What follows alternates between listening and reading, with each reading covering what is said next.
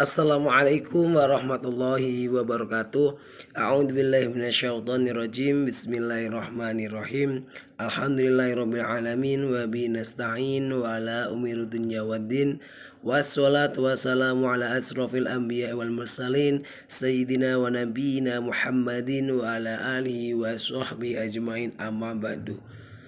Kepada yang terhormat Ibu Syailinilah Syail Atalina SPD MPD selaku dosen pengampu mata kuliah penelitian tindakan kelas. Tak lupa teman-teman PGSD 6A1 yang saya banggakan.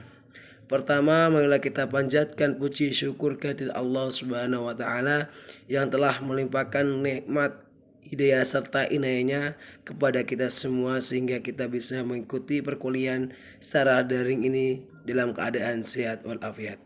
Kedua kalinya selawat dan salam kita haturkan kepada Nabi Muhammad SAW yang kita nantikan syafaatnya di yaumul qiyamah kelak, amin. Saya Bagas Triatmojo selaku moderator akan membacakan susunan acara pada pagi hari ini. Yang pertama yaitu pembukaan, yang kedua penyajian materi, yang ketiga sesi tanya jawab, yang keempat yaitu penutup. Acara yang pertama yaitu pembukaan. Mari acara ini kita buka dengan bacaan basmalah. Mari saya hantarkan Bismillahirrahmanirrahim. Terima kasih. Acara yang kedua yaitu penyajian materi. Kepada yang bertugas saya persilakan.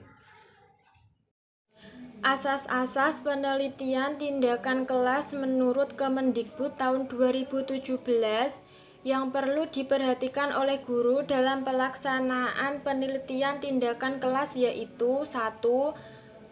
Kegiatan tidak boleh mengganggu atau menghambat kegiatan utama. Hal ini penting berkenaan dengan prinsip ini. A. Dalam mencobakan sesuatu tindakan pembelajaran, ada kemungkinan hasilnya kurang memuaskan. Bahkan mungkin kurang dari yang diperoleh dari biasanya. B. Siklus tindakan dilakukan dengan mempertimbangkan keterlaksanaan kurikulum secara keseluruhan serta ketercapaian tujuan pembelajaran secara utuh. C. Penetapan jumlah siklus tindakan dalam PTK mengacu kepada penguasaan yang ditargetkan pada tahap perencanaan, tidak mengacu kepada kejenuhan data atau pengumpulan data penelitian kualitatif. Kedua, masalah penelitian yang dikaji merupakan masalah yang cukup merisaukannya dan berpijak dari tanggung jawab profesional guru. Asas-asas penelitian tindakan kelas. Yang ketiga yaitu metode pengumpulan data tidak menuntut waktu yang lama, sehingga hal ini berpeluang tidak mengganggu proses pembelajaran. Yang keempat yaitu metodologi yang digunakan harus terencana, sehingga tindakan dapat dirumuskan dalam suatu hipotesis tindakan yang dapat diuji di lapangan. Yang kelima, permasalahan atau topik yang dipilih harus benar-benar nyata, menarik, dan mampu ditangani serta berada dalam jangkauan kewenangan peneliti untuk melakukan perubahan. Yang keenam, peneliti harus tetap memperhatikan etika dan tata krama penelitian serta rambu-rambu pelaksanaan yang berlaku secara umum. Yang ketujuh, kegiatan penelitian tindakan kelas pada dasarnya merupakan kegiatan yang berkelanjutan. Yang terakhir yaitu meskipun kelas atau mata pelajaran merupakan tanggung jawab guru, namun tinjauan terhadap penelitian tindakan kelas tidak terbatas dalam konteks kelas atau mata pelajaran tertentu, melainkan dalam perspektif misi sekolah. Alur penalaran dalam penelitian tindakan kelas. Alur penalaran atau pemikiran dalam penelitian tindakan kelas dimulai dari adanya suatu masalah. Masalah yang dimaksud ialah adanya kesenjangan antara kondisi nyata dengan kondisi harapan atau ideal. Dalam melakukan PTK, guru harus peka dan mampu mengidentifikasi masalah yang terjadi di kelasnya. Masalah yang diidentifikasi tersebut berupa kerisauan atau ketidakpuasan guru terhadap pembelajaran yang selama ini dilakukan. Hal ini dapat dirasakan guru karena pembelajaran selama ini tidak menimbulkan motivasi belajar siswa, membosankan bagi siswa, dan rendahnya hasil belajar yang dicapai oleh siswa. Keadaan seperti inilah yang perlu dicermati melalui kegiatan refleksi awal yang dirasakan sebagai masalah yang meresahkan pemikirannya. Setelah guru berhasil mengidentifikasi masalah pembelajaran, guru harus memiliki kemauan untuk memperbaiki atau meningkatkan kualitas pembelajaran. Guru dapat merumuskan langkah-langkah perbaikan, maka perlu menganalisis masalah yang selama ini terjadi dalam kegiatan pembelajaran tersebut. Langkah yang dapat dilakukan guru yang pertama, guru perlu melakukan perumusan masalah yang akan diteliti melalui penelitian tindakan kelas. Tujuannya agar guru dapat memfokuskan masalah-masalah yang akan diperbaiki melalui penelitian tindakan kelas. Semakin jelas masalah yang dibuat oleh guru, maka akan semakin mempermudah guru dalam melakukan penelitian tindakan kelas.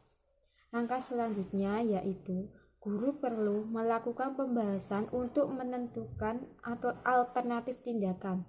Pembahasan alternatif tindakan juga perlu didasarkan pada teori pendidikan yang relevan sebagaimana guru melakukan penelitian. Hal itu dilakukan agar tidak salah sasaran dalam memilih tindakan dan memiliki landasan yang kuat sehingga benar-benar dapat memperbaiki proses dan hasil belajar siswa. Setelah memilih tindakan yang tepat, langkah selanjutnya, guru mulai melaksanakan tindakan secara bersiklus di kelas. Tindakan bersiklus ini minimal dilakukan 2 kali atau lebih. Selanjutnya yaitu model penelitian tindakan kelas. Yang pertama yaitu model Kurt-Lewin, dibedakan menjadi 4. Yang pertama yaitu perencanaan, merencanakan penelitian tindakan yang akan dilakukan. Kalau pelaksanaannya di kelas, berarti rencana atau perencanaan tersebut disesuaikan dengan objek dan masalah yang ditindakkan. Yang kedua yaitu tindakan, melakukan intervensi sesuai dengan rencana yang telah disusun. Yang ketiga yaitu pengamatan, mengamati dampak tindakan yang dilakukan, apakah rencana dan tindakannya berhasil atau tidak. Artinya, apakah ketika proses dan peningkatan atau ada peningkatan atau tidak, yakni peningkatan motivasi atau semangat peran atau hasil. Selanjutnya yaitu refleksi, membuka dan membahas kembali terhadap apa yang telah dilakukan. Refleksi di sini untuk mengetahui kekurangan, kelemahan, dan ketidakberhasilan tindakan yang telah dilakukan, kemudian menyusun rekomendasi dan saran-saran untuk melangkah pada siklus berikutnya jika belum tuntas. Yang kedua yaitu model Chemis dan Meister. Jadi model Chemis dan Meister mempunyai 3 komponen utama, yakni planning, action atau observing, dan reflecting. Perbedaan lain dengan model yang pertama adalah tidak adanya pembatasan siklus tergantung seberapa keberhasilan atau peningkatan yang diperoleh. Yang ketiga yaitu model John Elliot, yakni mengadopsi dari konsep model Kurt-Lewin. Model penelitian tindakan kelas. Penelitian tindakan kelas dilakukan dalam suatu siklus atau putaran tertentu. Setiap siklus terdiri dari jumlah langkah yang harus dikerjakan peneliti. Ada beberapa model rancangan yang dikerjakan para pakar, yaitu ada dari model Kurt-Lewin. Kurt-Lewin merupakan perintis adanya penelitian tindakan kelas meningkatkan kinerja para pekerja. Ada 4 komponen. Yang pertama yaitu perencanaan, yaitu di dalam perencanaan merancang penelitian tindakan yang akan dilakukan. Kalau pelaksanaannya di kelas, berarti rencana atau perencanaan tersebut disesuaikan dengan objek atau masalah yang ditingkatkan. Yang kedua yaitu ada tindakan, yaitu melakukan intervensi sesuai dengan rencana yang telah disusun. Tindakan dilaksanakan dengan hati-hati dan teliti agar tercapai peningkatan yang baik. Yang ketiga yaitu ada pengamatan, yaitu mengamati dampak tindakan yang dilakukan. Apakah rencana dan tindakan tersebut berhasil atau tidak. Yang keempat yaitu ada refleksi, yaitu membuka dan membahas kembali terhadap apa yang telah dilakukan. Refleksi di sini untuk mengetahui kekurangan, kelemahan, dan ketidakberhasilan tindakan yang telah dilakukan. Kemudian menyusun rekomendasi dan saran-saran untuk melangkah pada siklus berikutnya jika belum tuntas. Dan yang kedua yaitu ada model Chemis dan MC Taggart, yaitu pengembangan dari model yang dikemukakan oleh Kurt Lewin. Perbedaannya hanya terletak pada komponen action dan observing dijadikan satu tindakan. Alasan pengembangan itu adalah adanya satu kesatuan waktu, artinya ketika tindakan berlangsung maka observasi juga harus mulai dilakukan. Jadi model Chemis and MC Taggart ini mempunyai 3 komponen utama, yaitu ada planning, action atau dilakukan dengan observing, dan reflecting. Perbedaan lain dengan model yang pertama adalah tidak adanya pembatasan siklus tergantung seberapa keberhasilan peningkatan yang ingin diperoleh. Terus yang ketiga yaitu ada model John Elliott. John Elliott juga mengembangkan model PTK yang mengadopsi dari konsep model Kurt Lewin. Model ini juga menggunakan siklus-siklus yang harus dilalui dalam peneliti. Perbedaan model ini pada penggunaan istilah perencanaan umum yang meliputi semua hal dari bahan, alat, sarana, dan prasarana termasuk rencana skenario pembelajaran. Dalam komponen perencanaan umum ada tindakan 1, 2, dan 3 yang bertujuan untuk mengajarkan pokok bahasan yang berbeda sehingga perlu tindakan yang berbeda pula dari ketika model PTK yang dikenalkan di atas. Model Chemis dan MC Taggart merupakan model penelitian yang paling banyak dipakai oleh peneliti karena mudah dipahami. Langkah-langkah pelaksanaan penelitian tindakan kelas. Yang pertama yaitu perencanaan atau plan. Pada langkah ini peneliti menjelaskan tentang apa, mengapa, di mana, oleh siapa, dan bagaimana tindakan akan dilakukan. Yang kedua yaitu pelaksanaan tindakan atau acting.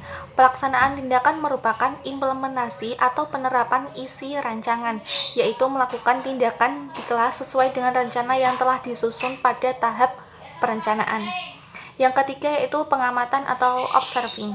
Pengamatan merupakan kegiatan pengamatan yang dilakukan oleh pengamat. Pengamat bisa dari teman sejawat maupun dari guru sendiri. Yang terakhir yaitu refleksi, merupakan kegiatan untuk mengemukakan kembali apa yang sudah dilakukan. Dalam tahap ini, guru berusaha untuk menemukan hal-hal yang sudah dirasa memuaskan hati karena sudah sesuai dengan rancangan dan secara cermat mengenali hal-hal yang masih perlu diperbaiki. Acara yang terakhir yaitu penutup. Saya selaku moderator mengucapkan mohon maaf apabila ada salah kata atas penyampaian dan jawaban dari kelompok kami. Saya pribadi mohon maaf. Assalamualaikum warahmatullahi wabarakatuh.